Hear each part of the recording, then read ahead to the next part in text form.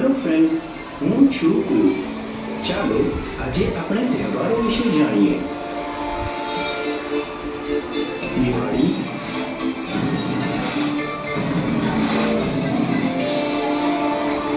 Holi,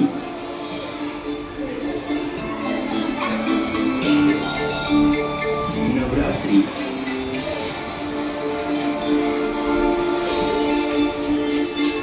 Dussehra,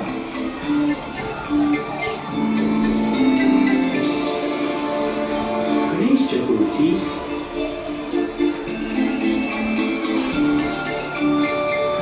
Rakshabandhan,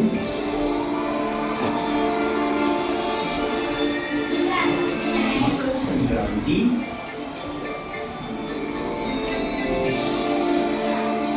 Janmashtami,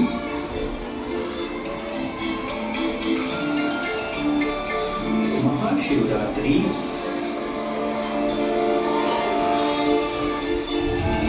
Eid,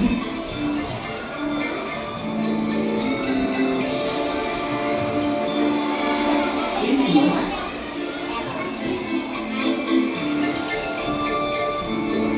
પતિથી,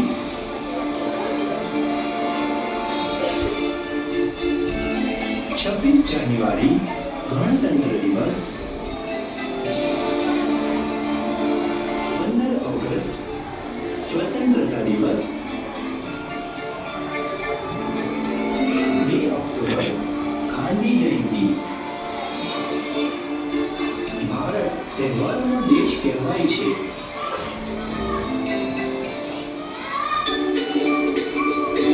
Don't forget to like, share and subscribe.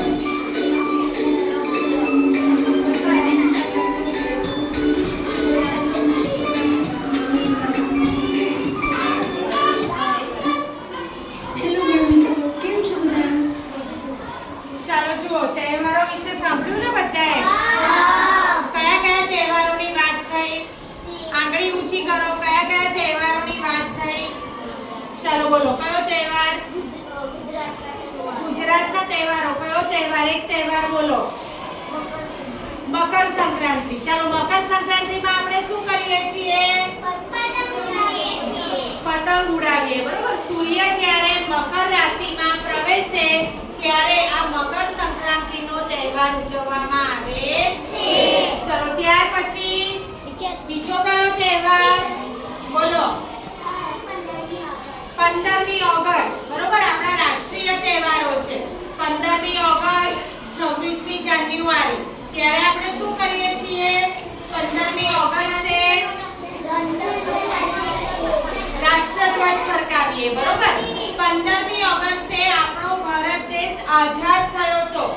15મી August 1947 અને 26મી જાન્યુઆરી 1950 ના રોજ આપણો ભારત દેશ પ્રજાસત્તાક થયો હતો, એટલે પ્રજાના હાથમાં સત્તા આવી હતી।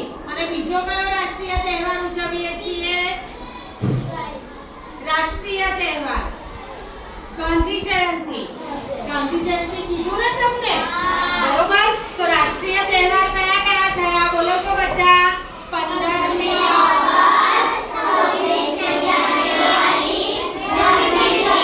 ગાંધી જયંતિ, બરોબર છે? આ સિવાય બીજા આપણા તહેવારો કયા? ચલો, દિવાળી। દિવાળીમાં શું કરીએ છીએ આપણે? ફટાકડા ફોડીએ। પછી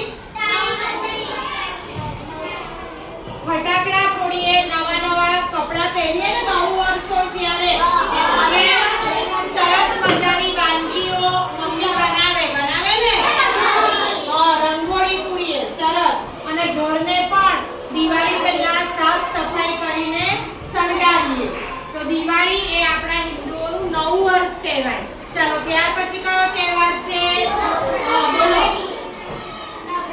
નવરાત્રી। હવે નવરાત્રી આવી રહી છે ને, નવરાત્રીમાં આપણે શું કરીએ? ગરબા રમીએ। એ સિવાય ગરબાનું આવી ગયું, પછી દશેરા તો ઠીક, પણ નવરાત્રીમાં બીજું શું કરીએ? માતાજીની આરાધના કરીએ ને, માતાજીની ભક્તિ કરીએ। અને તમારા ઘરમાં પણ જે મમ્મી પપ્પા બા દાદા હશે 9 દિવસ ઉપવાસ કરતા હશે,